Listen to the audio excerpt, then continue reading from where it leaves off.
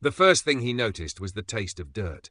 It was gritty and tasted like something he shouldn't be tasting at all, earthy, metallic, and vaguely like burnt toast. His face was buried in the ground, head half sunk into a crater that looked like the result of a pretty bad night out. His body felt wrong, like it had been taken apart and put back together by a very drunk, very overconfident mechanic. He groaned, lifting his head with a sound that could only be described as a mix between a creaky door hinge and someone stepping on a wet sandwich. His surroundings were bleak. A charred landscape, some weird trees that looked like they were trying too hard to be menacing, and a sky that was 3 shades of purple, which couldn't possibly be good. "Well, I've certainly woken up in worse places," he muttered to himself, though he couldn't actually remember if that was true. Or anything else for that matter. His memory was blank, a hard reset. The last thing he recalled was nope, nothing, zilch, nada. He couldn't even remember his name, which was troubling, but there was something worse, the realization that he couldn't feel any pain. He sat up slowly and did a quick inventory of his body. His left arm was dangling awkwardly, like it had been dislocated or maybe ripped off entirely. Yet it moved when he willed it to, which was, frankly, unnerving. His leg? Twisted at a disturbing angle, but somehow still functioning. His fingers a little too shiny, metallic even, but they wiggled just fine. Right, not weird at all. Totally normal to wake up in a crater with a body that looks like it came from a bargain bin at a scrapyard. He tapped his chest, half expecting to hear a hollow clang. Instead, there was a soft whirring noise, followed by an odd tickling sensation as his dislocated arm popped back into place. He stared at it, blinking. Okay, I'm either a superhero or a toaster. Whatever he was, the weird self-repair thing was definitely a plus. He dusted off his tattered clothes, which appeared to be made of some kind of futuristic fabric, and looked around. His ship, if you could even call it that now, was nothing more than a smouldering heap of metal behind him, leaking smoke and occasional sparks. Guess that explains the landing. Smooth, real smooth. He chuckled to himself. So, where the hell am I? As if on cue, a noise behind him made him whirl around, too fast. His vision blurred for a second, but it quickly refocused, sharper than before. Emerging from the strange, gnarled forest was a creature. It was about 5 feet tall, with spindly limbs and skin that looked like it belonged to a distant cousin of a tree frog. Its eyes, wide and unblinking, were fixed on him. Hey there, buddy. You come here often?" The creature didn't respond, because, of course, it didn't. It just blinked its big eyes and made a noise that sounded like someone choking on a kazoo. It tilted its head, clearly trying to make sense of the half-man, half-machine thing in front of it. His reflection in its glossy eyes looked like a construction project that had been abandoned halfway through. The creature took a tentative step forward, prodding him with what looked like a stick. A stick. He sighed internally. No lasers? No probing? Just a stick? Great, I'm stranded on a planet where this is cutting-edge technology. The creature croaked something in its garbled language, then poked him again, harder this time. Hey, watch it, frogman. I'm fragile. Sort of, I think. The creature cocked its head in confusion, croaked again, and poked him a third time, this time right in the chest. With a groan, he looked down to see what it was so fascinated by. There, beneath his torn clothes, a soft blue glow pulsed from his chest. Oh, that's new. Before he could ponder it too long, the glow faded, but he had the sinking feeling that wasn't the last of his little surprises. Nanites? A hidden power source? Either way, the mystery of what exactly he was became a little more complex. The frog thing dropped the stick and started croaking louder, flailing its arms like it had just discovered fire. Within moments, several more of the creatures appeared from the trees surrounding him, each holding their own sticks or crude tools. The one who had poked him seemed to be shouting orders in its incomprehensible language. Well, looks like I've made some friends. You guys do tours? Or just the welcoming committee? One of the creatures cautiously stepped closer, brandishing what could generously be called a spear. He eyed it, unimpressed. Wow, sharp stick. I'm terrified. The creature raised the spear higher, looking proud of itself. He wasn't sure what exactly it planned to do, but before it could try anything, his arm shot out, literally. The limb extended on a series of metallic joints like a spring-loaded toy, catching the spear mid-air. The alien gasped, letting go of the weapon. His hand reeled back, snapping into place with the spear firmly in his grasp. He stared at the spear, then at his arm, then at the now weaponless alien, who was looking at him like it had just seen magic. Well, looks like I've got some tricks up my sleeve, or rather, no sleeves at all. The creatures croaked in unison, seemingly in awe. One of them dropped to its knees, then another, and another. Pretty soon, the whole group was bowing before him, chanting something that sounded suspiciously reverent. Wait, hold on. I don't want it to be your god or anything. I just crash-landed here. No big deal. But they didn't stop bowing. He sighed, running a hand through his hair, or what should have been hair, but turned out to be more metallic fibers. Great, I've been here 10 minutes and I've already started a cult. Could have been worse, I guess. As he stood there, surrounded by his new worshippers, one thought bubbled to the surface of his blank mind. Whatever, or whoever he was, this was going to be a very weird adventure. And he was going to have fun with it. The frog things, or froggies as he decided to call them, since it was way easier than whatever unpronounceable name they had, were still bowing, some of them practically face-planting into the dirt. The chanting had reached a fever pitch, and their bulbous eyes were practically sparkling with what he assumed was frog-like devotion. Okay, guys, seriously. I appreciate the enthusiasm, but we need to have a chat about personal space. The leader, at least he assumed it was the leader, given its impressive head crest that looked like it had been attacked by glitter glue, croaked loudly, gesturing towards the others, who immediately stopped chanting and looked up expectantly. Ah, great. We're finally getting somewhere, he said, nodding. Now I don't speak, whatever that is, but I'm guessing you're either asking for guidance or you think I'm here to smite you. Spoiler alert, I am not smiting anyone today. My smite quota is way overbooked. He tried a friendly smile, though it felt weird on his face. Did his face even do smiling properly? Either way, the froggies seemed to buy it. The leader puffed up its chest and pointed at his glowing chest panel, which was now faintly pulsing blue again. Yeah, I know. It's shiny. Can we move past that? The frog leader made another gesture, and two of the creatures scurried off into the underbrush. Moments later, they returned, each holding an assortment of bizarre-looking fruits and vegetables. The aliens began piling them up in front of him, nodding with what he could only interpret as hopeful expressions. All right, so either this is an offering or you guys really think I'm hungry. He picked up one of the fruits, which was bright pink and had tiny, wriggling tentacles sprouting out of it. I'm not much for tentacle fruit, but it's the thought that counts. He put the fruit down, and the leader croaked urgently, waving its arms. When he didn't respond, it reached out and touched his arm, gently this time. Then it placed one of its own hands on its head and tilted sideways, making a pained expression. Oh! Medicine! You think I'm hurt? He laughed, but it quickly trailed off when he realized they might actually have a point. His systems, or whatever his body ran on, had been doing a pretty good job of repairing him, but he still felt off. Like he was missing a few key pieces of the puzzle. He pointed at his chest and mimicked their pained expression.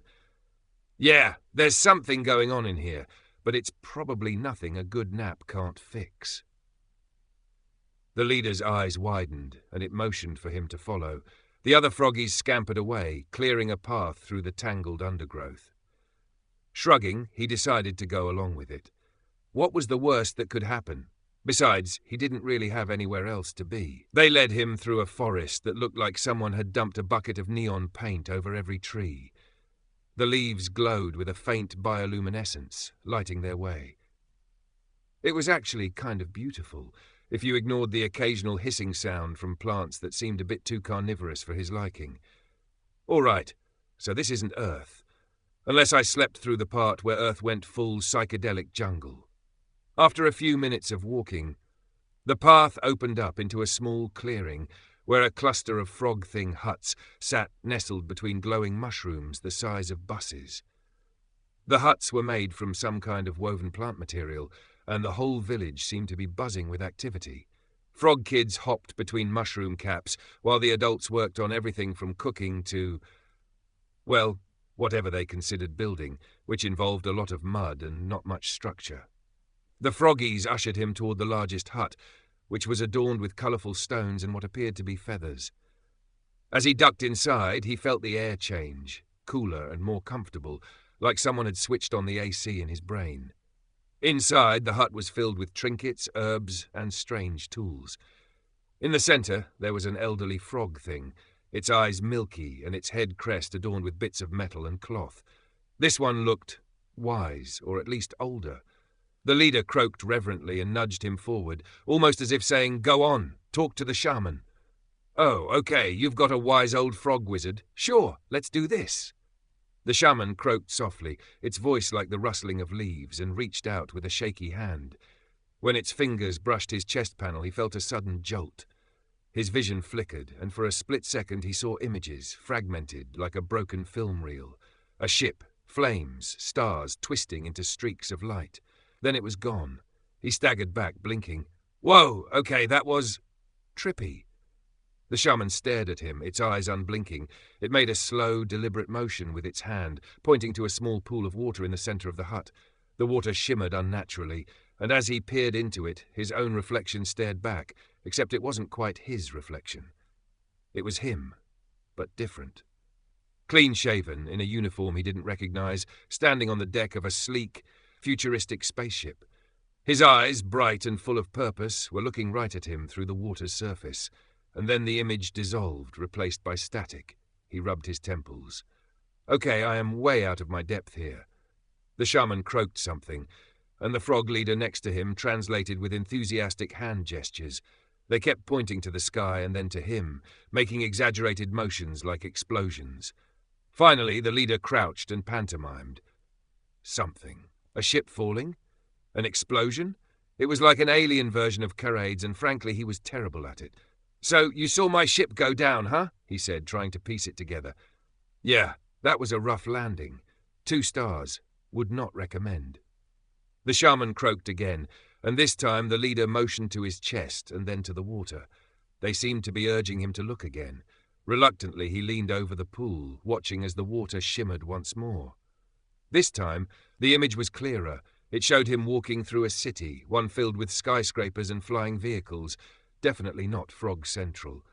But there was something else, another person beside him, a woman in a similar uniform. She was smiling, and when she looked up at him, he felt a pang in his chest, like a distant echo. "Whoa! Who is that?" he murmured, but the image faded before he could grasp it. He shook his head, feeling a mix of frustration and confusion. "Great, so I've got ghost memories. Perfect. At least I know I used to look cool." The shaman reached out, placing a hand over his again, and gave a slow, almost solemn nod. Then it croaked one last time, softly. "Yeah, I don't understand you, but thanks, buddy." He patted the shaman's hand, feeling a strange sense of comfort. "Guess I owe you one." He stood up and took a deep breath, feeling like he was at least getting somewhere. Sure, he still didn't know his name, why he crashed, or why his chest was glowing like a discount nightlight, but he had allies. Primitive ones, maybe, but allies nonetheless. As he stepped out of the hut, the entire village gathered around, eyes full of anticipation. The frog leader raised its arms and croaked something triumphant. The crowd cheered, their chants echoing in the jungle. He raised a hand and waved, feeling the start of something. Hope, maybe? Or the understanding that, for better or worse, he wasn't alone anymore. "All right, froggies, looks like I'm your new ambassador. Let's figure this place out." The village buzzed with activity as the frog folk, or froggies as he still liked to call them, went about their daily business. He'd become something of a local celebrity. Kids poked at his arms, fascinated by the occasional whirring sounds they made, while the adults offered him fruits and tried to communicate with grand, exaggerated gestures. It wasn't a bad life, definitely a step up from waking up in a crater with no memory.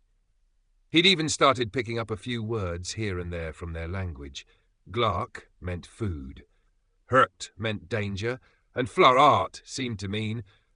Well, he wasn't quite sure, but every time they said it, the froggies pointed at him like it was some kind of title. So when the froggy leader came up to him mid-afternoon, looking anxious and croaking, "Hurt! Hurt!" over and over while pointing to the sky, he knew something was up. He squinted, scanning the horizon. The sky had darkened to a murky green. and something was moving. 3 somethings, actually, hovering in the distance. They looked like massive beetles, their hulls spiked and jagged, gliding through the air. Well, that doesn't look friendly. As they drew closer, he could make out the details. These weren't natural creatures. They were ships, alien in design, their hulls marked with strange, angular symbols. He could see smaller figures moving on deck, scurrying around like ants. Pirates. He didn't know how he knew. Maybe some buried instinct or training kicking in. But those ships screamed trouble. The froggies knew it too. The whole village was in a panic, scrambling to hide their kids, piling up crates and covering them with leaves. A few of them pulled him aside, tugging at his arm, clearly wanting him to follow. All right, I'm coming. But we're going to need more than sticks to deal with this. The froggy leader led him to a hill overlooking the village. Below, the ships were descending, casting shadows that crept like claws across the landscape. The first ship landed with a thud, its rusty landing gear kicking up clouds of dust. A hatch opened, and out poured a group of aliens, tall, skinny, and wearing what could only be described as discount pirate chic. Each carried a weapon that looked like a cross between a rifle and a gardening tool. Well, I'll be. Space pirates are a thing, and they have terrible fashion sense. The froggy leader crouched beside him, croaking softly. It gestured toward the pirates and then mimed shackling its own wrists. Oh, I get it. These guys are using you as free labor. He frowned, feeling a surge of anger. That's not going to fly. As the pirates spread out, barking orders in their language, a group of frog folk was herded out of hiding, shackled with crude metal cuffs. The leader of the pirates, a particularly lanky alien with an eye patch and a gold tooth, pointed at the prisoners, then gestured for his crew to begin loading them onto the ship. He watched, feeling the gears in his brain, or whatever he had for a brain, turn. There was a part of him, some deep, nagging part, that screamed at him to intervene. He didn't know if it was his nature or something from his forgotten past, but he couldn't just sit there while they rounded up his new friends. He looked down at his hands, his shiny metal hands, and felt that now familiar whirring in his chest. It was time to put his weird cyborg powers to use. "Stay here," he told the leader, who nodded with a worried croak. "I've got this." He approached the clearing, trying to keep his steps light. His system seemed to hum with energy as he moved, and he felt his vision sharpen. Everything went into focus. The pirates, their weapons, even the tiniest shifts in the leaves around him. Whatever was inside him, it was waking up. "Hey, guys," he called out, walking into the open. "Nice day for a kidnapping, huh?" The pirates spun around, surprised. The leader snarled something that sounded like a challenge, raising its weapon. It didn't hesitate. It aimed straight for his chest and fired. The blast was bright, a sizzling bolt of energy. He braced himself, but to his surprise, when the shot hit, his chest absorbed the impact. It felt like a mild jolt, as if someone had just poked him with an electric toothbrush. He looked down at the scorch mark, then back up at the pirates. Okay, first of all, rude. Second of all, he didn't get to finish, because one of the pirates lunged at him, swinging what looked like a metallic club. His arm moved on its own, blocking the attack and twisting the weapon out of the alien's hand in one fluid motion. You really need to work on your hospitality. A second pirate charged, and he sidestepped effortlessly, tripping it with a swift kick that sent the alien sprawling. A third one aimed its rifle at his head, but he grabbed a nearby crate and threw it, nailing the pirate right in the face. "Man, this is easier than I thought," he muttered, feeling a rush of adrenaline, or nanite power, whatever it was, coursing through him. He leaped into the fray, ducking, dodging, and disarming like he'd been doing it his whole life. Within minutes, the pirates were either disarmed or retreating, scrambling back to their ship. The leader glared at him, its one good eye burning with fury. It barked an order, and its ship's engines roared to life, lifting off the ground. He watched as the remaining pirates clambered on board, their ship retreating into the sky. He smirked, brushing off some imaginary dust from his shoulder. "Yeah, that's what I thought. And don't come back." The frog folk emerged from their hiding spots, cheering and croaking excitedly.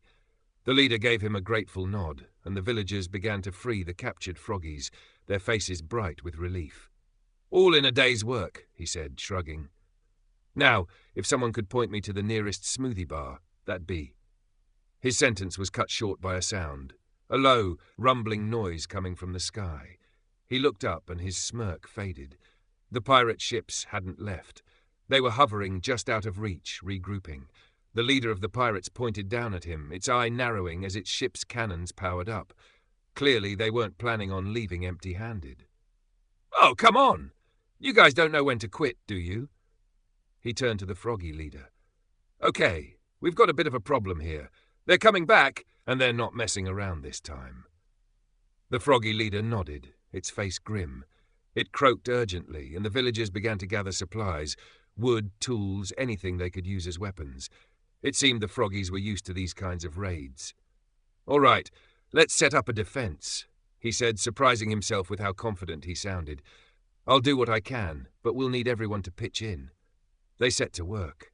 The Froggies stacking up barricades and using vines to create makeshift traps. He joined in, showing them how to strengthen their defenses. His hands moved with surprising precision, instinctively knowing where to place each piece, as if some part of him had done this 100 times before. As the sun set and the sky turned a deep purple, the village was ready. Fires were lit, casting long shadows over their barricades, and the Froggies huddled together, armed with whatever they could find. The pirate ships remained in the distance, waiting for the right moment to strike. He stood at the front of the barricade, his eyes locked on the ships. "All right, you space jerks. If you want a fight, you've got one." The Froggies croaked in agreement, raising their makeshift weapons. The pirate ship's engines roared, and he could see them start to descend. He took a deep breath. Tomorrow was going to be a long day. Guess it's time to see if this body of mine can take a beating. Dawn broke, painting the sky a bruised orange as the pirate ships loomed overhead. The air was tense, filled with the buzzing of froggy chatter as they huddled behind their makeshift barricades. Their eyes, usually wide with curiosity, were now narrowed in fear. He couldn't blame them. He was scared too, though he'd never admit it. The pirates were coming back with a vengeance, and as the rumbling engines grew louder, he could tell they had something new up their sleeves. The first ship hovered lower, and its hatch hissed open. Instead of the ragtag gang of pirates spilling out, a set of mechanical legs clanked down the ramp. The robots were big, towering even. They were all jagged metal and poorly soldered joints, looking like they'd been assembled in a hurry out of junkyard parts. Still, their bulky frames carried mounted cannons that glowed ominously. He sighed, shaking his head. Oh, great. Giant metal cockroaches.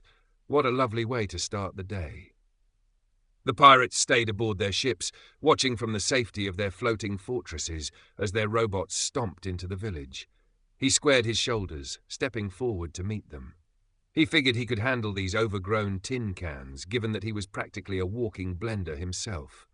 Sure enough, as the first robot aimed and fired, a blast of blue energy struck his chest. The familiar jolt coursed through him, but it was like getting flicked by a feather, nothing more. He grinned. Seriously, that's the best you've got.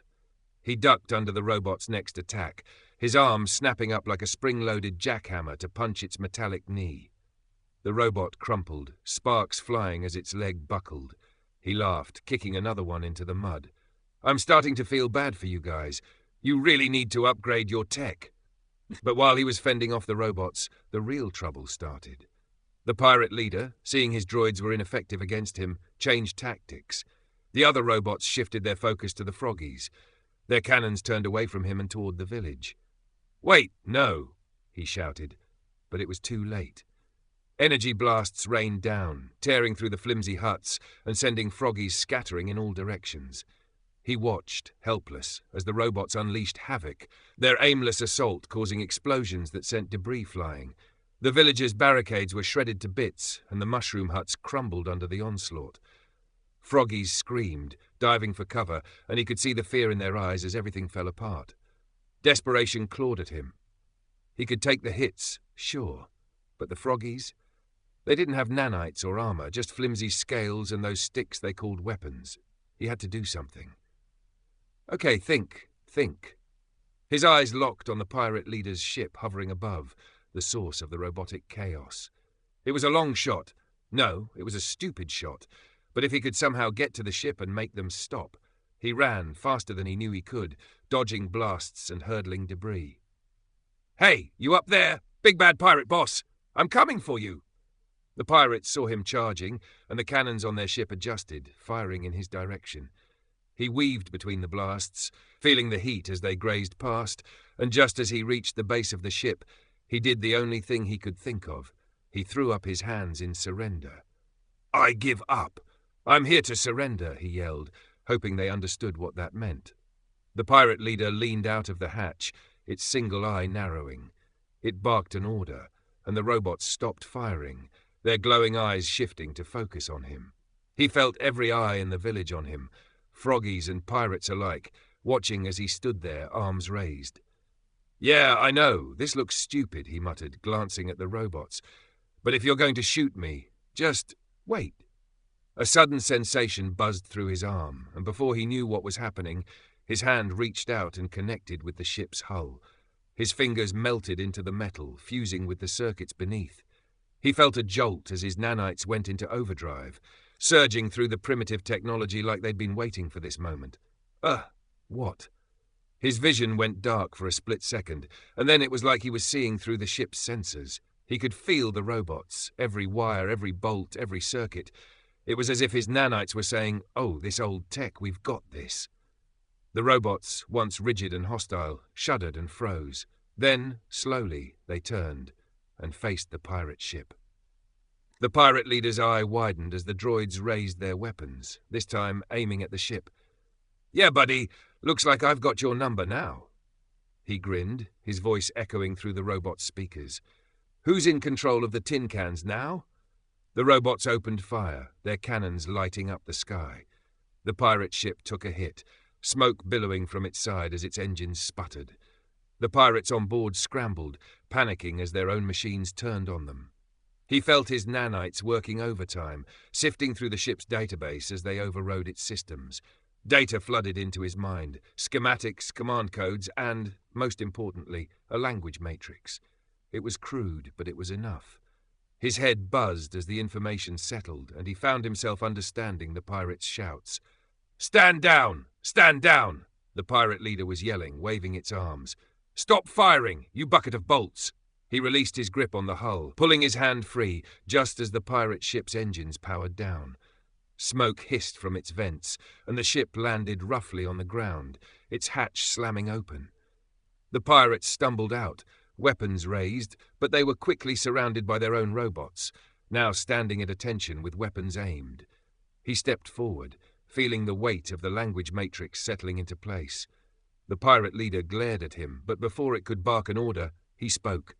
"Hey, hey! No need for more fireworks. We're all friends here." The words came out rough, but the translation was clear enough. "Unless you want to see what else I can do with your toys." The pirate leader hesitated, lowering its weapon. What are you?" he smirked. "I'm your worst nightmare if you keep this up, but I'd rather be your negotiator." He turned to the froggies who were peeking out from behind debris. "And you guys, come on out. It's safe." The froggies hesitated, their wide eyes darting between him and the pirates, but eventually they emerged, weapons still clutched in their hands. "All right," he said, waving both groups forward. "Here's the deal. You guys are going to sit down and talk like civilized beings." He motioned to the pirates. "And you, stop using the locals for free labor. That's not cool. We can work out a trade or something, but this slave labor business? It ends today." The pirates and froggies exchanged confused glances, but as he crossed his arms and waited, they finally shuffled together, forming a makeshift circle in the middle of the battlefield. The pirate leader grumbled but sat down, and the froggy leader hesitantly did the same. He stood between them, feeling like the galaxy's weirdest referee. "Great. Now we're going to figure this out, or I'm going to start reprogramming some robot dancers. And trust me, you do not want to see that." The pirates muttered to each other, but the leader finally nodded. "Fine, we'll talk." The froggies croaked in agreement, and he felt a small sense of relief. For now, at least, the village was safe. And maybe, just maybe, he was finally starting to figure out what he was here for. As they began their negotiations, he leaned against a half-destroyed barricade, a grin on his face. Guess I'm a diplomat now. Who knew? And in the back of his mind he wondered what other surprises his nanites had in store. The makeshift campfire crackled between the froggies and the pirates, casting eerie shadows on their faces. He sat between them, arms crossed, watching as the two groups stared at each other with a mix of suspicion and curiosity. The froggy leader occasionally croaked softly, while the pirate leader, who he now knew was called Garak, kept fidgeting, clearly uncomfortable. "All right, so here's how it's going to go," he started, hoping his newfound translation skills held up. "Garak, you're going to tell us why you thought enslaving the locals was a good idea. And you," he pointed at the froggy leader, "you're going to try not to poke anyone with your stick.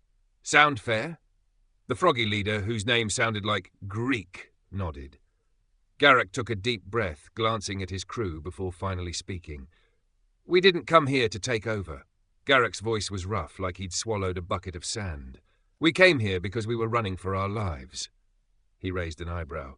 "Oh, really? Because running for your lives looks a lot like setting up a slave camp."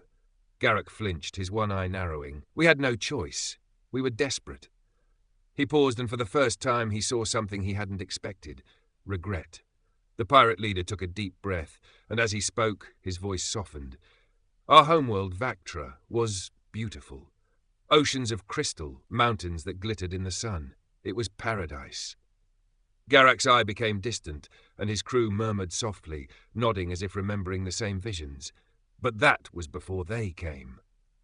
The froggies leaned in, listening intently. He watched as Garak's face darkened, his hand clenching into a fist. "The Screeth!" Garak spat the name like a curse. "An insectoid hive mind. They came without warning, consuming everything in their path. They don't stop. They don't negotiate. They just devour." Garak shivered, and his crew exchanged fearful glances. "The Screeth?" He scratched his chin. "And here I was thinking space bugs were only good for sci-fi movies." "It's not a story," Garak snapped, his eye blazing. "They wiped out everything, our cities, our people. We barely escaped with a few ships and supplies." He gestured at his ragtag crew. "What you see here, this is all that's left of Vactra." The mood shifted. The froggies, who had been eyeing the pirates warily, now looked sympathetic. Greek croaked softly, his head crest lowering, in what could only be interpreted as sadness. He nodded slowly. "Okay, so you're refugees. But why did you enslave the froggies? There had to be another way." Garak's shoulders sagged, and he seemed to shrink under the weight of his guilt. "We tried to survive on our own.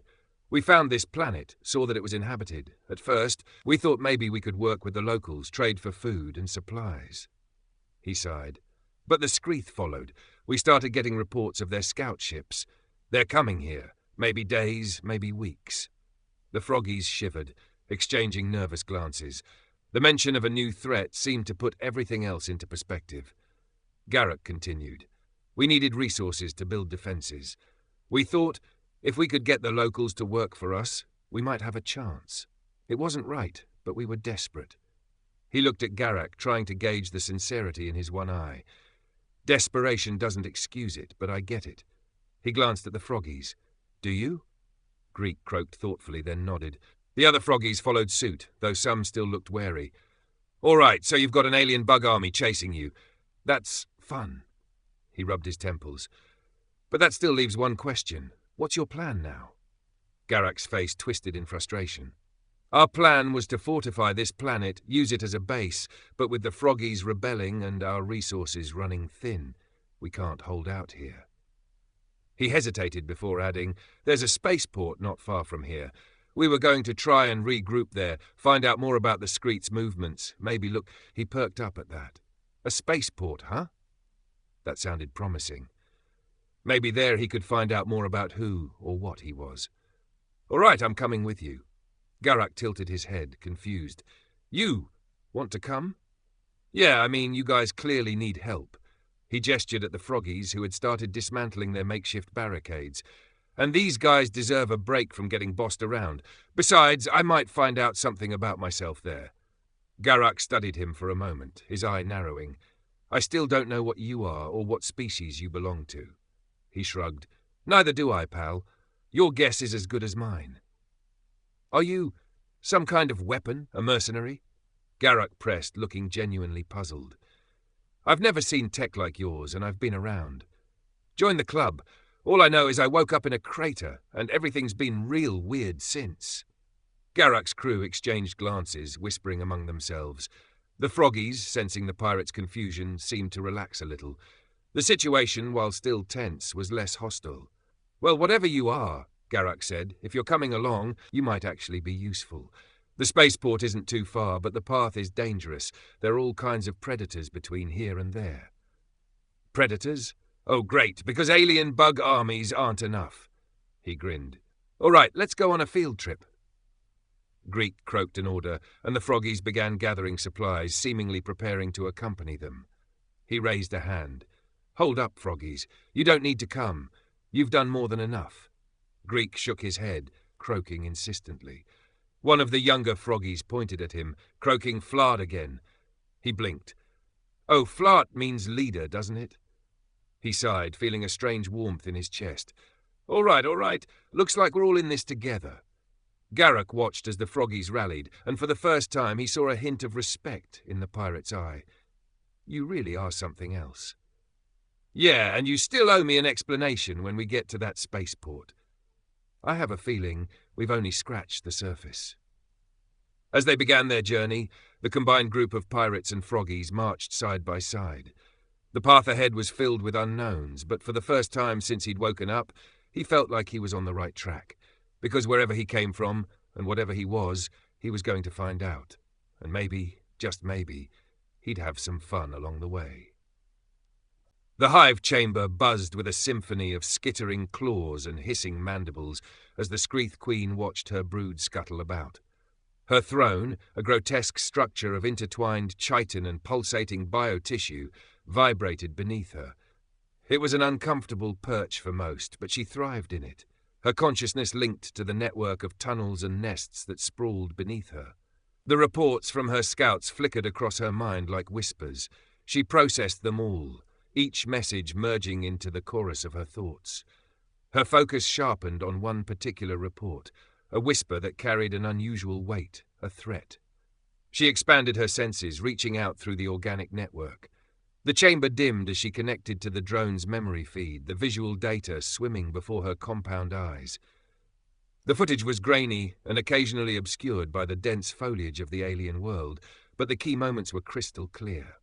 The pirates' crude robots clunking about the primitive village, the strange metallic biped, part organic, part machine, effortlessly dismantling them. The Queen's mandibles clicked in agitation. This creature, too strong, too agile. The hive had observed many species, but this one felt wrong. It wasn't native. She examined the visual further, focusing on the creature's hands as it interfaced with the pirate leader's ship. The way it extended its fingers into the machinery, how the mechanical parts responded, primitive technology bending to its will. Fascinating. Her mind buzzed as she combed through her internal archives, searching for any reference. It didn't take long. She found it. An encounter not so far from this backwater planet, on a world her hive had once surveyed for consumption. The visual feed of her memory opened, and she saw it again. Tall structures made from a mixture of local materials and pieces scavenged from a ship. The beings, bipedal, much like the one in the recent footage, moved with intelligence, though they carried no advanced weapons. No shields, no ships, just rudimentary tools. The most curious part, she remembered, was the ship itself. It was not crashed, but had clearly been landed, deliberately. The beings had dismantled parts of it, repurposing the metal for their buildings. The ship's hull was stripped, its energy core gutted and scavenged. And yet, despite their apparent knowledge of its functions, they used none of its technology. The beings lived in simplicity, farming and building, as if they'd abandoned their interstellar prowess. Odd. Her mandibles twitched, releasing a low hum. She'd marked the species as primitive, despite their clear knowledge of advanced technology. Perhaps they were descendants of a stranded crew. Their culture regressed over time. She had dismissed them as a threat then, deciding they could be consumed later, when the hive's expansion required it. But this one, the one on her screen now, it was different. It was aware of its abilities. It wielded technology in a way that spoke of deeper understanding, and it had power. Her claws tapped rhythmically against the throne's armrest as she pulled back from the drone's memory, her vision snapping back to the darkened hive chamber. The brood had stilled, sensing their queen's unease. She hissed, a sound that resonated through the nest, sending ripples through the walls. The response from her drones came immediately. Clicks, hisses, and the scuttling of countless legs as the information spread through the hive. An anomaly. The thought simmered in her mind. She hated anomalies. Everything about the Skreath Empire was about control, predictable, precise, and absolute. But this creature, whatever it was, had disrupted her plans. It had defended the primitive creatures, and it had done so with a power her drones did not yet understand. A new thought came to her, one that piqued her curiosity as much as it ignited her fury. The ship. The one the primitives had dismantled. What if this creature came from the same place? The technology, the bipedal form, the coordination, all of it fit. She hissed louder, feeling her brood's collective anticipation. Had she underestimated this species before? She pulled her consciousness further into the hive mind, connecting with the network of scout drones already dispersing through nearby systems. She would gather more information, send drones to monitor this biped, track its movements, and scan the data it used. If it truly was connected to the beings she had encountered before, she needed to know if there were more of them, and if they posed a risk to her expansion. Her compound eyes flashed as she made her decision. "Prepare the swarm," she commanded, her voice a sharp, multi-toned echo in the chamber. Her minions responded instantly, their claws clicking in anticipation. "We need this thing alive for analysis. I want its technology, and I want its secrets." She paused, her thoughts swirling. If this species had once been capable of interstellar travel and advanced technology, why were they now reduced to isolation, surviving on scattered worlds like remnants of a forgotten age? It didn't make sense. Perhaps there was an opportunity here, a way to harness whatever knowledge they once had before it was lost to them completely. But first, she needed to know if this creature was alone. Was it an outlier, or were there others like it? And if there were, could they pose a threat to her grand design, the expansion of the Skreath swarm to every corner of the galaxy, the consumption of every world that dared resist? She reached out to her command network. "Deploy additional scouts to this sector. Double surveillance." Her mandibles clicked with anticipation. This species may be more than we assumed. As her drones skittered off, she reviewed the last moments of the footage again. The biped had stood there, surrounded by the primitive aliens it defended, its mechanical parts glowing with energy. Its expression had been unreadable, but something about its stance, its confidence, irked her. "Enjoy your victories, creature," she hissed, her eyes narrowing. "The Skreath will consume all, and you will be no exception." The hive buzzed with renewed purpose, and as the queen leaned back into her throne, she let her mind drift to the future. There was always a chance this anomaly could be used, turned into an advantage rather than a threat. But if not, the hive would devour it, as it had so many others, and this time she would make sure nothing of its kind would escape. He walked at the front of the group, his eyes scanning the terrain as they made their way through the dense forest. The froggies and pirates followed close behind, exchanging wary glances every now and then. It was like watching two rival teams try to play nice because they were stuck in the same boat. Or, in this case, jungle. His thoughts wandered as they trudged along. He still had no idea who he really was, or what his life had been before he woke up in that crater. He'd been going by Crash for now, mostly because it seemed fitting. When you wake up after crashing into a planet with no memory, the name pretty much writes itself. Still, he had to admit things were getting stranger by the minute. He glanced over his shoulder at Garak, the pirate leader, who was currently deep in conversation with Greek, the froggy leader. Crash still couldn't believe these guys had dragged him along on a hike to a spaceport. When Garak first explained they had to walk there, Crash had nearly laughed. A spaceport? Here, on this primitive planet? Yeah, sure, and I've got beachfront property on Jupiter. But Garak insisted, and since Crash had no better ideas, and the froggies seemed set on sticking with him, he tagged along. The more they walked, though, the more he questioned everything. Why would there be a spaceport on a planet where the most advanced technology was basically sharp sticks and glow-in-the-dark trees? Honestly, it's like trying to put an ATM in a forest, he muttered to himself. Doesn't make any sense. But as usual, the universe seemed to enjoy proving him wrong. They emerged from the trees into a clearing dominated by a towering, ancient structure. It was a massive stone obelisk covered in alien symbols and worn by time. Vines draped down its sides, and it looked like it had been here for centuries, if not millennia. The base of the obelisk had a faint glow to it, pulsating in a steady rhythm, like the beat of an old heart still pumping after all these years. Crash squinted at it. Okay, that doesn't look like a spaceport. Garak smirked, his eye gleaming with a mix of mischief and pride. That's because it's not. He reached into his satchel, pulling out a small device that looked like a cross between a remote and a calculator. It's a beacon. Crash raised an eyebrow. A beacon? For what exactly? The pirate grinned as he pressed a sequence of buttons. The beacon responded with a low hum, the pulsating light intensifying until it formed a brilliant column of energy that shot straight up into the sky. The froggies took a step back, their eyes widening in awe. Crash blinked. Oh, well, that's something. Garak looked pleased with himself. It's a teleportation beam, old tech from some long-forgotten civilization. There are hundreds of these beacons on planets all over the sector. They all lead to ancient space stations that function as the real spaceports.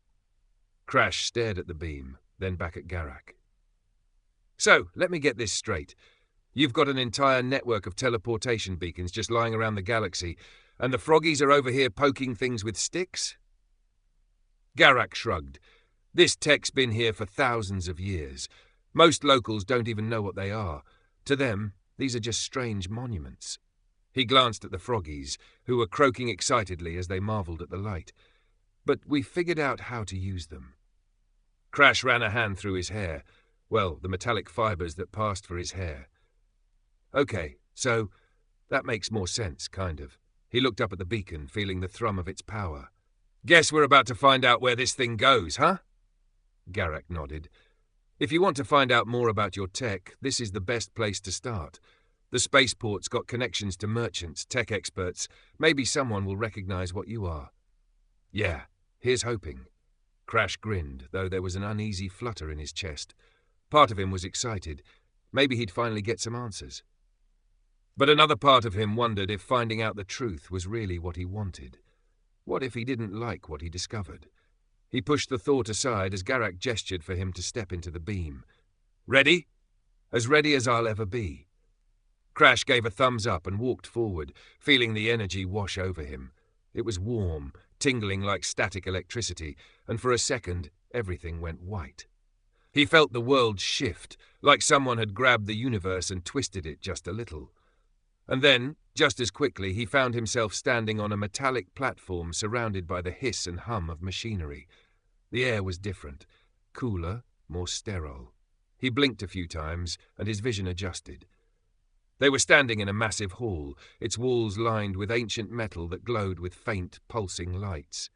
The ceiling was high, arching above like the inside of a cathedral, and pathways crisscrossed the space, connecting to various terminals and platforms. The place had a grand, abandoned feel to it, like an ancient temple turned into an airport. The froggies appeared next, stumbling as they adjusted to the new surroundings, their eyes darting around in wonder. Garak and his crew followed, moving with practiced ease. Crash whistled, taking in the sight. Well, you weren't kidding about the space station. Garak grinned, leading them forward. Welcome to Station Obelisk. It's one of the old hubs. These places used to be the main hubs for trade and travel. Most of it's automated, but we've kept the merchant district up and running. They moved through the corridors, the hum of the station's old machinery echoing around them. Signs in multiple alien languages. Some Crash could understand, others he couldn't, pointed toward various sections.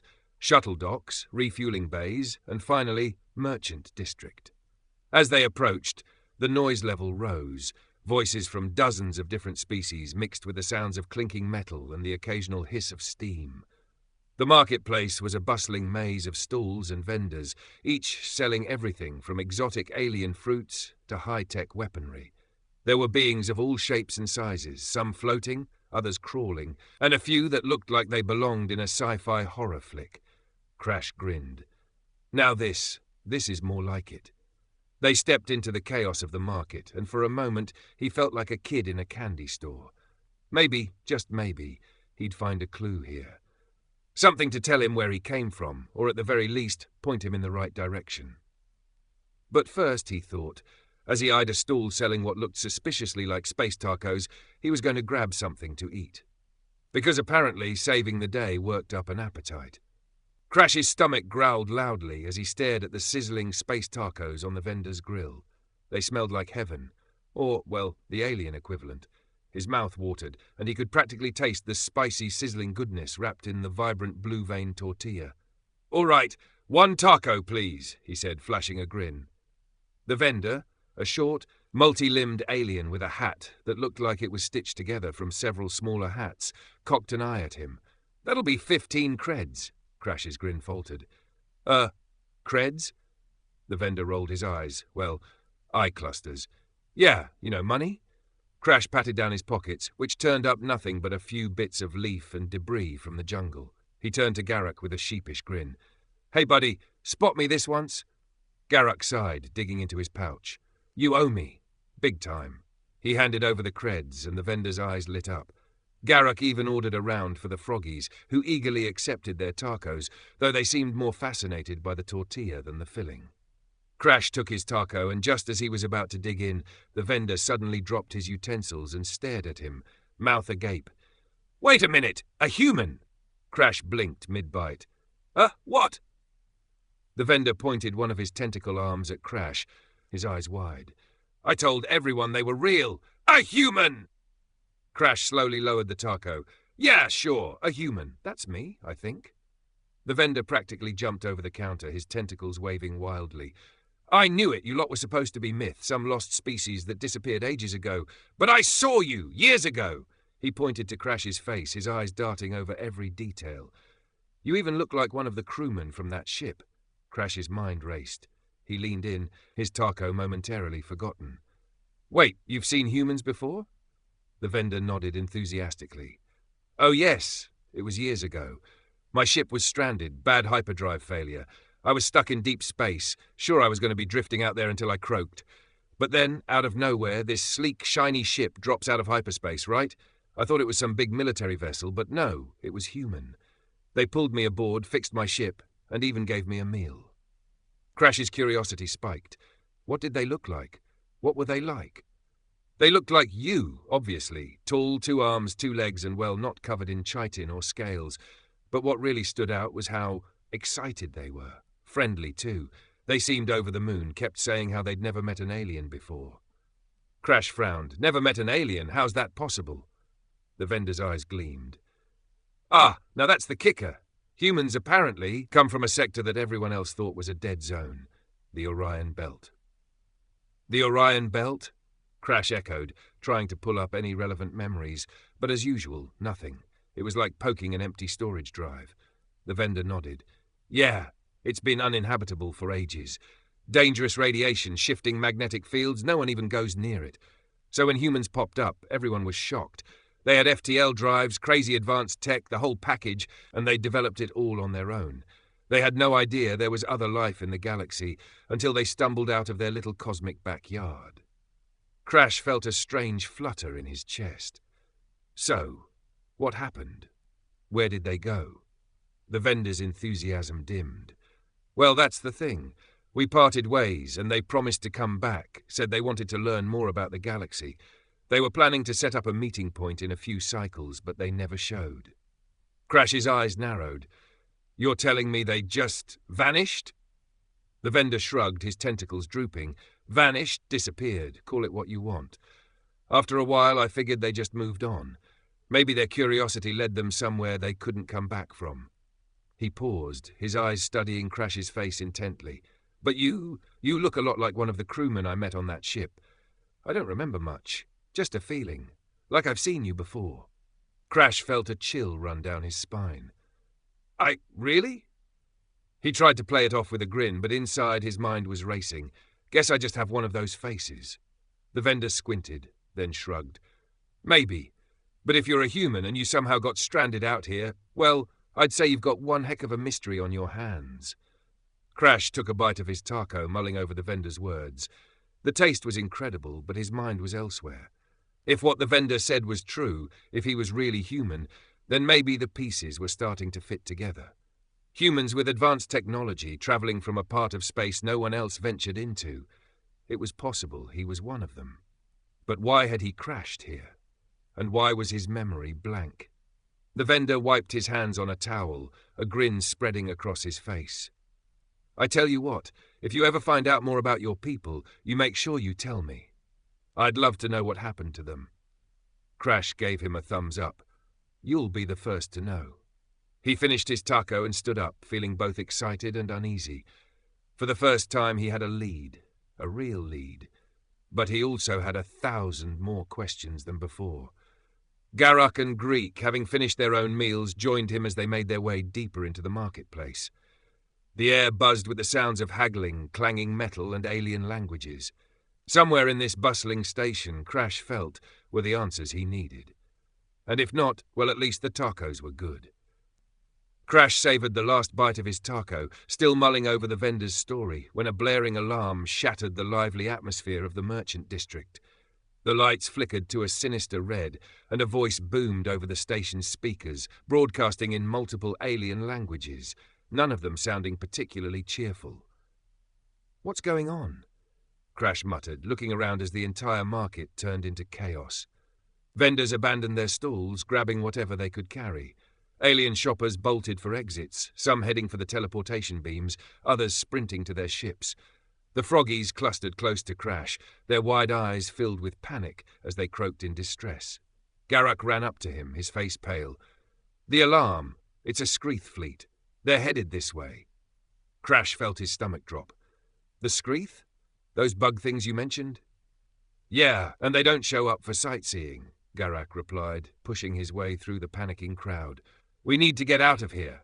Now! The froggies huddled around Crash, gripping his arms and legs. They looked like they were seconds away from a full-blown freak-out, and frankly, he wasn't far behind. But he couldn't just ditch them. All right, stay close, he shouted, shoving his way through the fleeing crowds. We're getting out of here together. As the mass of aliens fled in every direction, Crash spotted an access corridor leading away from the marketplace chaos. He hustled the froggies into it, Garak hot on their heels, until they reached a heavy metal door labelled with a series of ancient symbols. It looked promising. At least, it didn't have a flashing red sign screaming, Danger! Come on, this way. Crash slammed his hand on the panel next to the door, and it hissed open, revealing a dark, narrow passageway. They squeezed through, and he shut the door behind them, muffling the alarms, though not his own rapidly beating heart. The corridor led to a room lined with monitors and consoles, covered in layers of dust and cobwebs. The flickering screens lit up as they entered, and he realized they had stumbled into some kind of computer center. Data streamed across the screens in languages and symbols he couldn't decipher. Great. Looks like we found the heart of the station, he said, trying to sound upbeat. The froggies still clung to him, trembling. Hey, it's okay. We're safe in here. Just, don't touch anything. One of the froggies, Greek, croaked and tugged on his sleeve, pointing frantically at the screens. Crash glanced up, his eyes widening as he saw the display. A fleet of Screeth ships closing in, their insect-like shapes cutting through space. Okay, maybe safe was an overstatement. The froggies croaked louder, the pitch of their panic rising. Crash held up his hands. Hey, it's going to be fine, I promise, he said, despite the sinking feeling in his gut. We just need to, figure out how this stuff works. He approached the main console, squinting at the controls. All right, Crash, think like a computer. He stared at the buttons, most of which looked ancient and worn, with glowing symbols that made as much sense as frog physics. Or, maybe don't think like a computer. He reached out, touching the screen. And, surprise, surprise, his hand immediately fused with the console. Energy rippled through him, and the familiar sensation of his nanites kicking into action flooded his system. Oh, come on. I swear, it's like my hands have a mind of their own, he muttered. Data flowed into his brain, and he felt the connection spreading. The station's systems came online in his mind's eye. He could see the layout of the station, the status of the defensive systems, which were, unsurprisingly, ancient and inactive, and the incoming Skreath fleet. But as the nanites continued their work, something incredible happened. The station's defenses, old turrets and shield generators that hadn't been used in eons, started lighting up on the displays. His nanites swarmed through the code, patching, upgrading, and connecting the ancient systems to something newer, something more powerful. The monitors flickered as one of the station's external cameras zoomed in on the incoming Skreath ships. The fleet was massive, and his heart skipped a beat as he saw just how outnumbered they were. But the turrets began to swivel, their ancient mechanisms creaking to life. Energy surged through the power lines, and shields shimmered to life around the station. He grinned despite himself. "Well, would you look at that? I'm like an IT guy, but cooler." The froggies' eyes widened as the lights in the room shifted from red to blue, indicating the station's defense systems were now active. Greek let out an excited croak, pointing at the screens as if to say, "You did it!" "Yeah, I think I did." Crash marveled at the sight of the upgraded turrets swiveling into position. "But let's not celebrate just yet. We've still got a bug fleet to deal with." The station shuddered as the Skreath fleet fired, testing the shields. The impact resonated through the structure, and Crash held his breath, waiting for the inevitable collapse. But to his surprise, the shields held. "Ha! Take that, you oversized cockroaches!" he yelled, pumping a fist. Crash, 1. Space bugs, 0. He glanced down at the froggies, who were looking up at him with a mix of awe and devotion. Greek put a webbed hand on his chest, croaking a chant that the others quickly joined in on. They were praising him, worshipping him again. "Yeah, thanks, guys," he said, patting Greek's shoulder. "Glad to be your superhero, but let's keep our fingers crossed that these defenses hold." The station shuddered again as another blast hit, the shields flaring. "If you froggies worship me, I just wish I had someone to worship back. Could really use some divine intervention right about now." The Skreath ships continued their relentless assault, and he felt the station's power reserves depleting. He grit his teeth, praying the upgrades he'd initiated would hold. The ancient systems were good, but they had limits, and the Skreath fleet didn't look like it was backing off any time soon. The battle was just beginning, and as Crash watched the screens flicker with the intensity of the fight, he found himself wondering if the station's ancient technology and his own mysterious abilities would be enough to save them. "Come on, hold together," he whispered, gripping the console tighter. "We're going to need a miracle." Crash's fingers flew across the console, navigating the station's ancient systems as another blast rocked the walls. The Skreath fleet was relentless, each hit draining the power reserves and pushing the shields closer to failure. The turrets fired back, taking out a few ships, but there were just too many. It was like trying to plug a hole in a dam with chewing gum. "Okay, think, Crash, think," he muttered, typing furiously.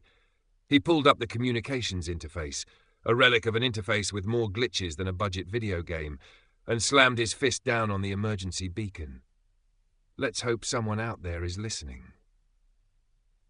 A general distress call pinged through the galaxy, its automated message looping in multiple languages, one of which sounded suspiciously like Space Dolphin. He took a deep breath, hoping against hope that someone, anyone, would pick it up.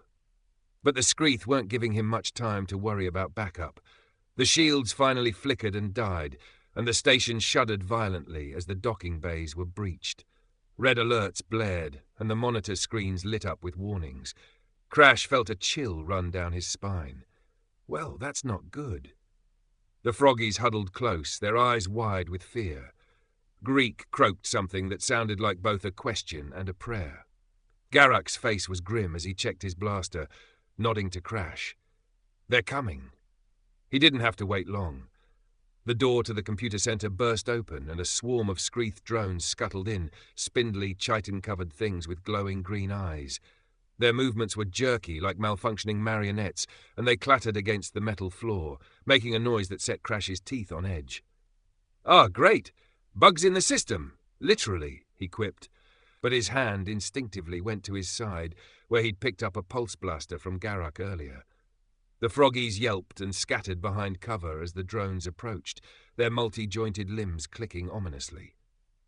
Crash fired a few shots, taking down the first couple with precise hits.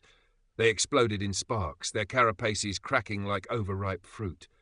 But more kept pouring in, their numbers seemingly endless. "Come on! Come on!" he shouted, trying to keep the froggies calm while he fired off shots. Garak joined in, blasting a few more before ducking behind a console for cover. But as the drones swarmed the room, Crash noticed something odd. They weren't attacking him. They focused on Garak and the froggies, their claws snapping and their eyes glowing menacingly.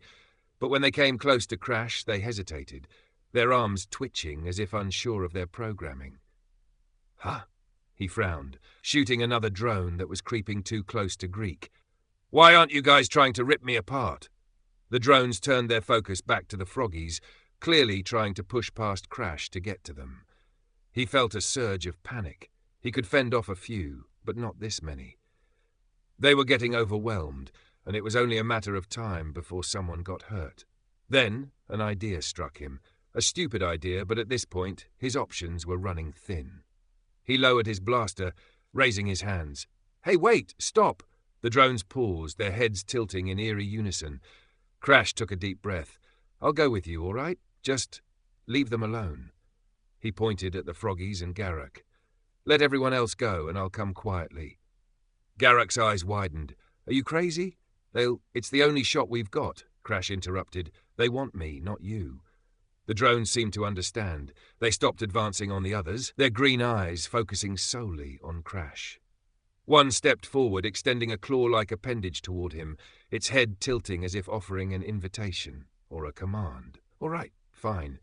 But you better keep your word, bug-face," Crash muttered, putting his hands out as the drones closed in.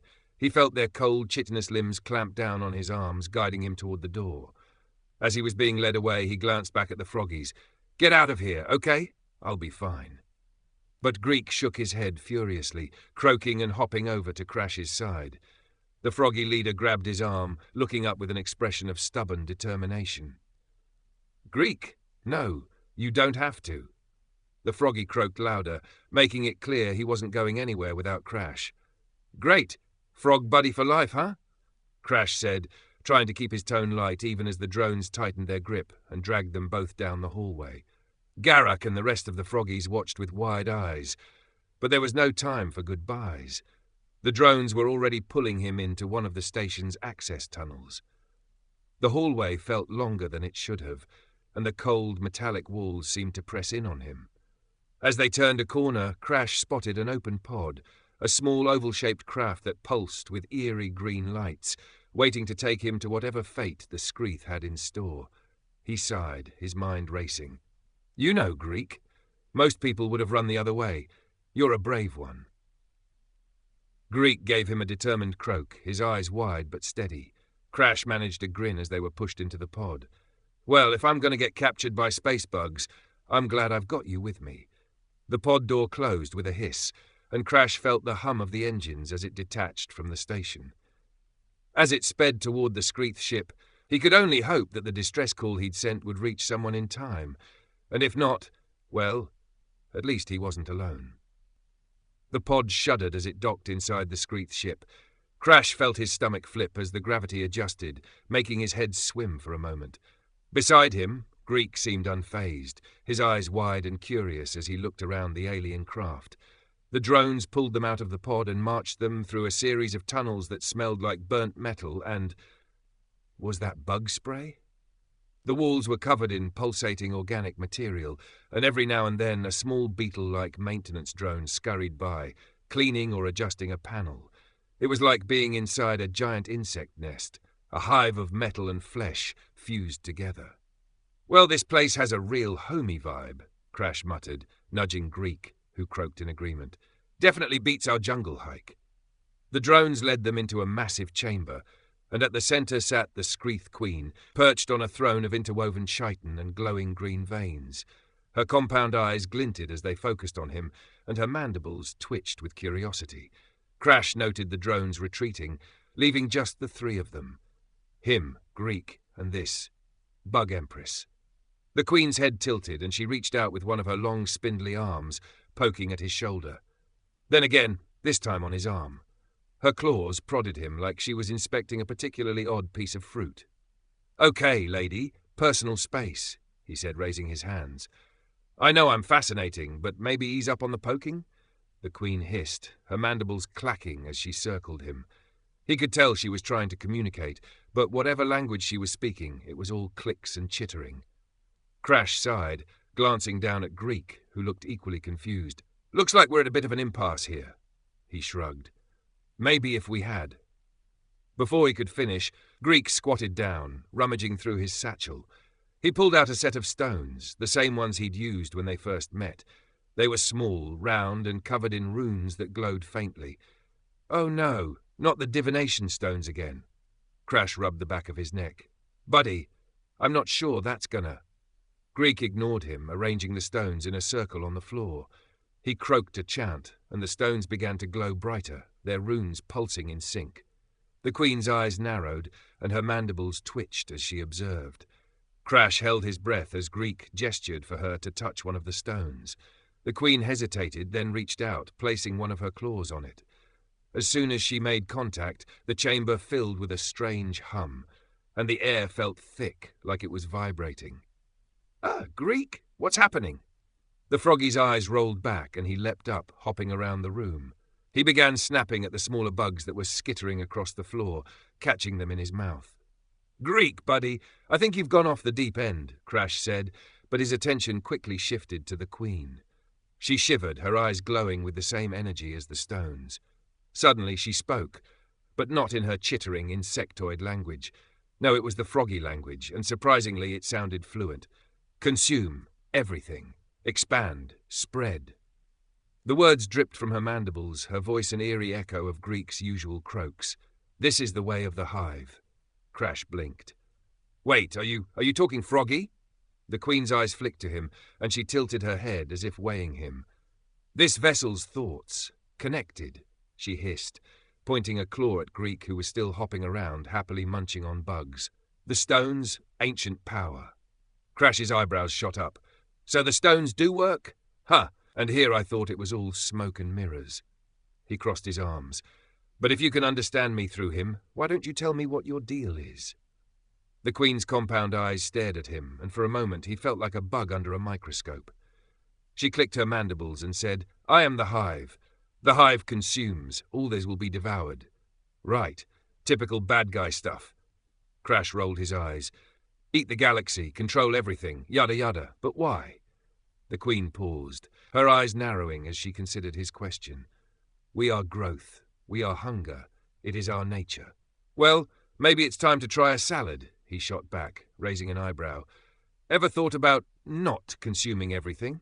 Maybe take a vacation, see a space beach or two?" Greek leapt onto a ledge, snapped up another unfortunate bug, and croaked happily. The Queen's gaze shifted, and her mandibles twitched. "You jest, but resistance is futile. The hive's spread is inevitable. There is no escape." Crash sighed, rubbing his temples. "I swear it's always the same story with you villain types. No creativity."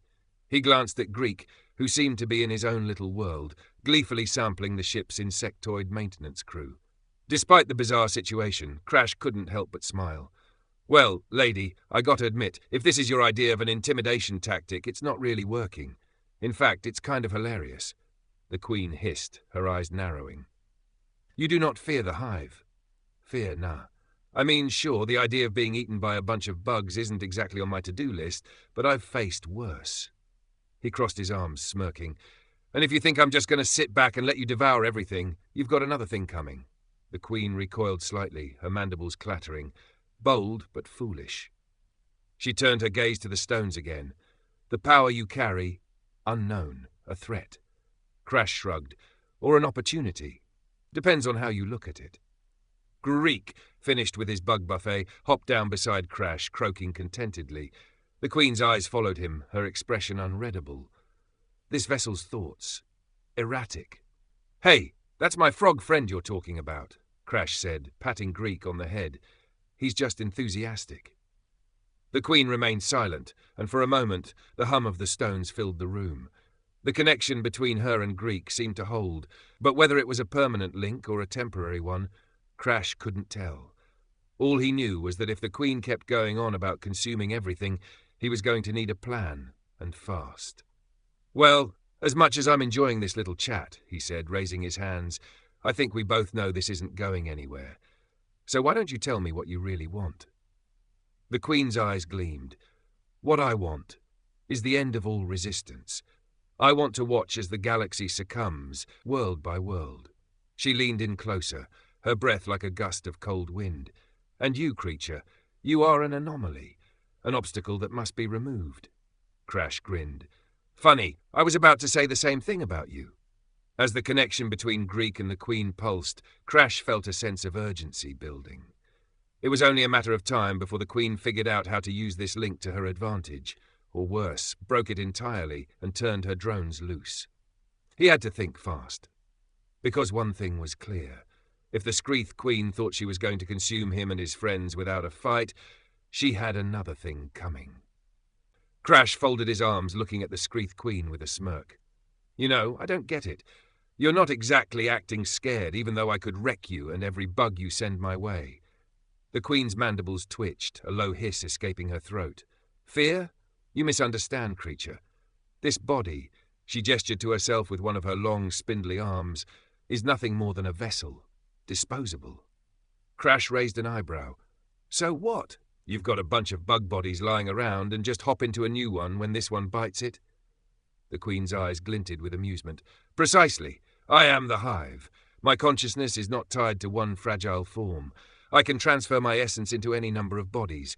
If you destroy this one, I will simply manifest elsewhere. Your threats mean nothing." Crash frowned. "Well, that's inconvenient." The Queen's mandibles clicked in what he assumed was a smug grin. "You see, your defiance is pointless. You cannot harm me in any way that matters." He sighed, rubbing the back of his neck. "Okay, fair point. But have you considered, not being an intergalactic terror? Maybe use all those spare bodies for a travelling circus or something. You could make a fortune." The Queen's amusement faded, replaced by cold curiosity. "Your attempts at humour are irrelevant. What matters is why you stand against the Hive." She paused, her compound eyes narrowing. "And more importantly, what are you?" Crash shrugged. "Honestly, no clue. Woke up in a crater with no memories and just kind of went with it." The Queen's eyes flared and her claws tightened as she circled him. "You do not know your own origin?" "Nope. Not even my real name. Crash is just a placeholder until I figure things out." Her eyes flicked to Greek, who was sitting cross-legged and playing with one of the divination stones as if this was all some casual chat. "And this creature, why does it follow you?" Crash gave a small grin. "Guess I'm good with frogs. Or maybe he just likes my winning personality." The Queen tilted her head, clearly unsatisfied with his answers. "Your ignorance is frustrating." Her mandibles twitched in irritation and she reached out, prodding his chest plate as if searching for hidden secrets. "The technology within you, primitive and advanced at once. You are an anomaly and I despise anomalies." "Hey, I get it," Crash replied, trying to keep things light. "Nobody likes mysteries they can't solve, but maybe instead of poking at me, you could try not consuming everything and work with people instead." "Foolishness," she hissed, her voice echoing through the chamber. "The Hive does not cooperate. The Hive dominates. It feeds. There is no other way." Wow, real open-minded. Crash rolled his eyes. You'd be a lot more fun if you weren't so hung up on this whole consume everything shtick. Ever tried diplomacy? It's got a lot fewer explosions." The Queen's eyes darkened and she reared back, her voice dripping with contempt. "Enough of this." She clicked her mandibles, the sound echoing ominously. "You are a waste of time. If you will not provide answers, then you have no value to the Hive." Crash's hands clenched, his mind racing for a way out. "Oh, come on. You're really going to kill me just because I'm bad at trivia?" "Precisely." She raised a claw and the drones around them snapped to attention, their green eyes glowing brighter. "Your existence is irrelevant." As the drones moved to surround him, Crash braced himself. He had no backup plan, and his usual sarcasm wasn't going to talk him out of this one. Just as the Queen's claw descended, boom! The entire chamber shook violently, throwing Crash and Greek off balance. The lights flickered as the walls shuddered and the Queen's eyes widened, her claw pausing mid-air. Another explosion rocked the ship, this one closer, and alarms blared, the same sinister red flashing through the walls. "What is this?" The Queen hissed, her voice a mixture of rage and confusion. Crash stumbled, catching himself on one of the pulsating walls. "I don't know, but I'm guessing someone out there really doesn't like you." Greek hopped up, croaking excitedly as the floor beneath them trembled again. Crash could hear the distant sounds of metal groaning and the hiss of airlocks being breached. The Queen's eyes flickered, and she snarled, her composure slipping. "No, this is not possible. The hive is under attack." Crash grinned, feeling a surge of hope. "Looks like even bug empires have enemies."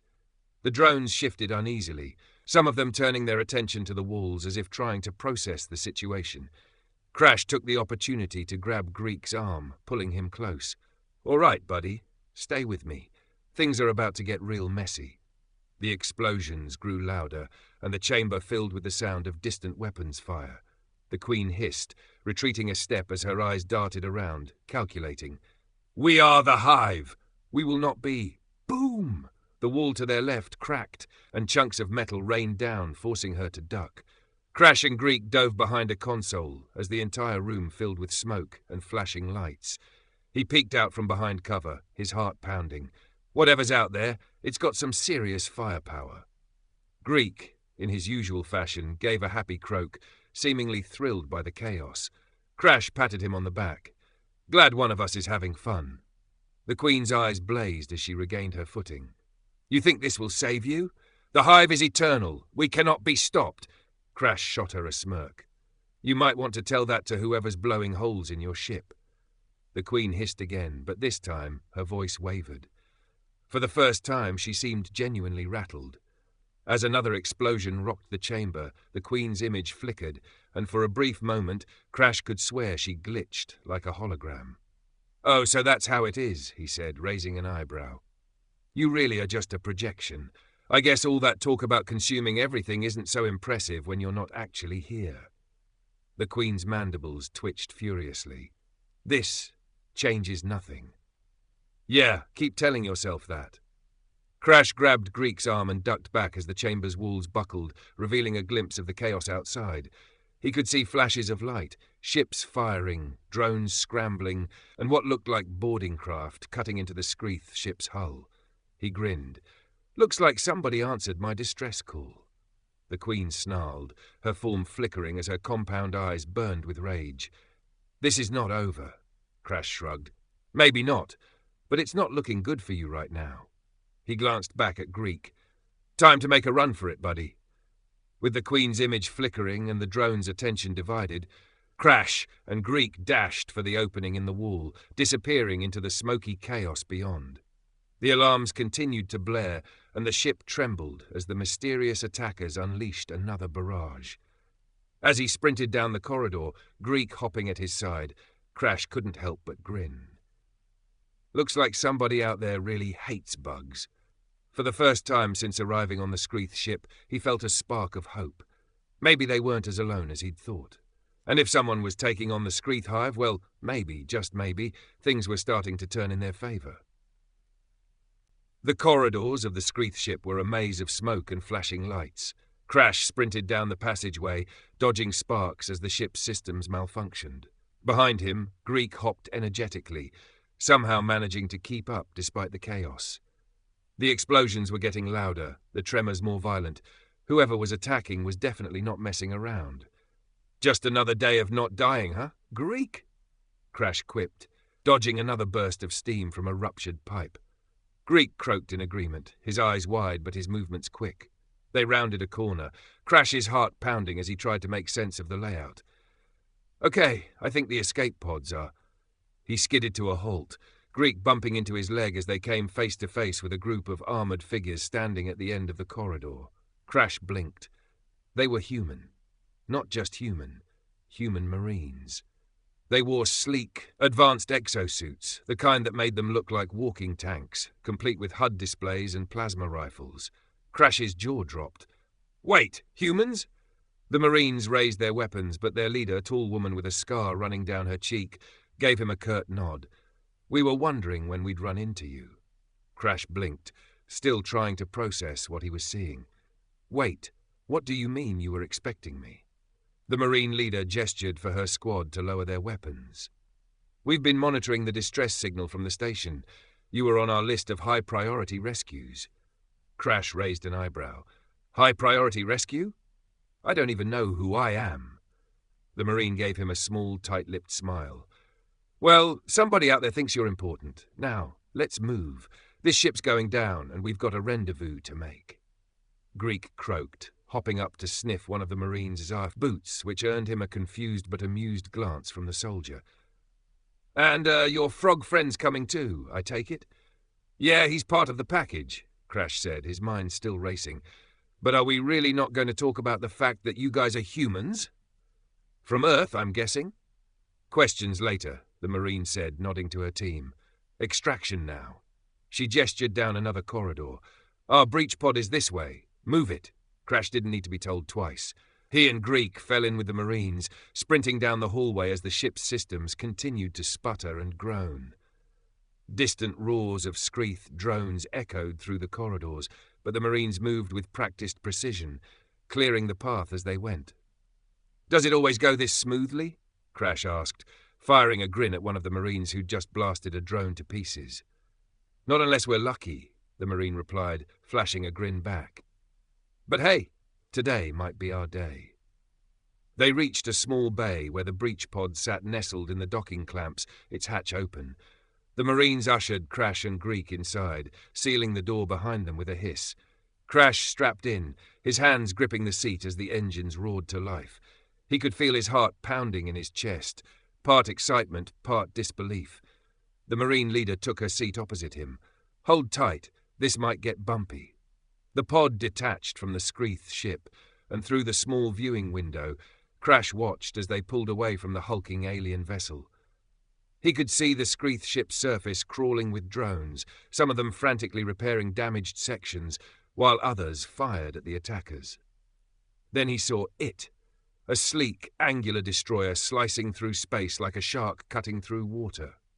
It was easily 10 times the size of the Screeth ship and bristled with advanced weaponry. Plasma cannons lit up its hull, firing at the bug fleet with pinpoint precision. Crash felt his jaw drop again. Is that a human ship? Affirmative, the Marine leader replied. HSS Resolute, you're safe now.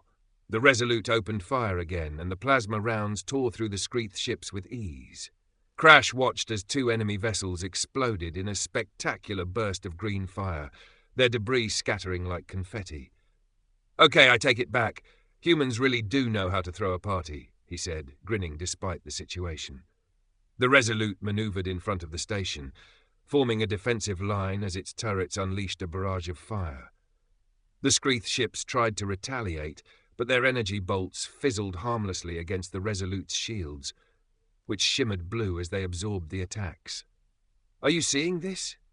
Crash muttered to Greek, who was peering out the window with an expression of awe. Their weapons are like mosquito bites to that thing. The pod's engines roared as they approached the destroyer's hangar bay, weaving between enemy fire and plasma bursts. The Resolute blasted through another Screeth ship, and the explosion sent shockwaves that rattled their breach pod. Greek let out a delighted croak, his eyes wide with excitement. Crash held on tight as the pod made its final approach. I really hope you've done this before. The Marine leader glanced back at him, smirking. Every day's a training day. The pod lurched as they entered the hangar, and the artificial gravity kicked in, pulling them back down to the deck. The hatch hissed open and the Marines unbuckled, motioning for Crash and Greek to follow. He stumbled out of the pod, his legs a bit wobbly from the sudden gravity shift. Around him, the hangar bustled with activity. Marines in exosuits directed traffic as other breach pods landed, and maintenance crews scrambled to reload and repair. Welcome aboard the Resolute, the Marine leader said, gesturing to the massive hangar. Home sweet home. Crash felt a wave of relief. For the first time since he'd woken up on that planet, he was surrounded by people. His people. He had no idea why they knew who he was, or why they seemed to be expecting him, but for now he was safe. And more importantly, so was Greek. As the hangar doors closed and the hum of the Resolute's engines filled the space, Crash turned to the Marine leader, his grin still plastered across his face.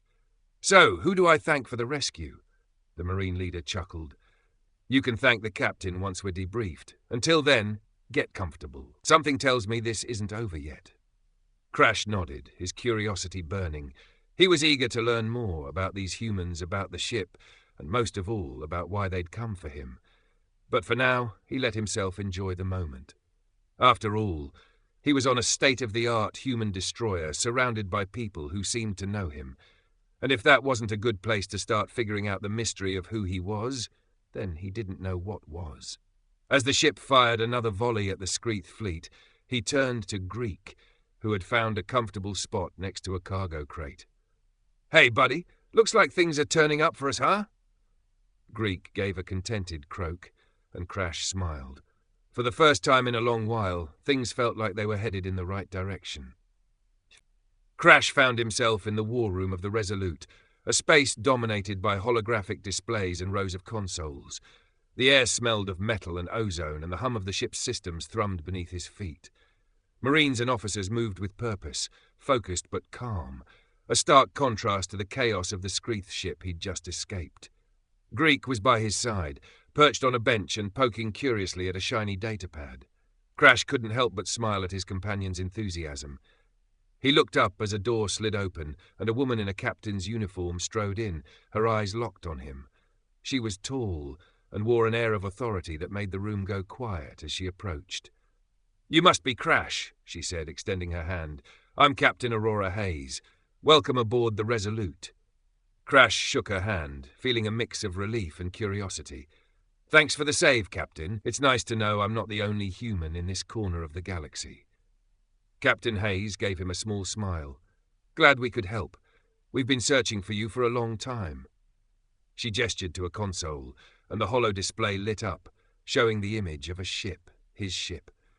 "We recently managed to access the black box from your old vessel, the Starlight Nomad. It's how we pieced together what happened." Crash's eyes fixed on the image, a wave of memories, or rather, the lack of them, washing over him. "The Starlight Nomad, huh? I wish I could say I remembered her." Hayes nodded. "You were a communications officer on board. Your ship was on a long-range exploration mission. You were in the Orion Belt, scanning for habitable planets when you stumbled upon the one we've been calling Frog World, where you met your amphibious friend here." She gestured toward Greek, who was still engrossed in his exploration of the datapad. Crash looked down at Greek and smiled. "Yeah, that tracks. But what went wrong?" Hayes tapped the console, and the hologram shifted to display an obelisk, the very one he and the Froggies had encountered. "Your crew discovered an ancient structure, similar to the one you later found on Frogworld. It's part of a vast network of teleportation beacons left behind by some ancient civilization. Your team didn't know what it was, so they tried to send a signal to it." Crash's brow furrowed. "And?" The captain's face tightened. "The signal activated the teleportation beam. Unfortunately, it went right through your ship's unshielded core. Your crew didn't see any danger, so they hadn't raised the shields." Crash winced. "Let me guess. Big explosion?" "Very big." Hayes' voice was somber. "You managed to send out a partial distress call before the explosion tore your ship apart. The Nomad crashed, and most of the crew—" She hesitated. "They didn't make it." Crash's stomach dropped, and he felt a pang of grief for people he couldn't even remember. "But I survived?" "Barely." The captain nodded. "Your ship's AI, realizing the severity of the damage, made a critical decision. It activated every nanite in the system and focused them on you, calculating that you were the most likely to survive due to your proximity to the escape pods. The nanites worked to repair your body, but the damage was severe. So severe that a significant portion of your brain had to be replaced." Crash stared at the display, feeling a chill run down his spine. "So that's why I lost my memory." Hayes nodded. "The nanites kept you alive, but at a cost. They replaced much of your neural tissue with cybernetic enhancements, which likely caused the memory loss. When we finally accessed the black box and put the pieces together, it all made sense." Crash rubbed his temples. "But why didn't you find me sooner?" The captain sighed. "Your distress call was incomplete. We only had your initial coordinates, but the signal was cut off before we could pinpoint your exact location. When you activated the distress beacon on the space station, it provided the missing data. We realized it matched the partial coordinates we had from the Nomad, and that's how we knew it was you. Crash let out a breath he hadn't realized he was holding. So, the beacon gave you the missing piece of the puzzle. Exactly. The captain studied him closely.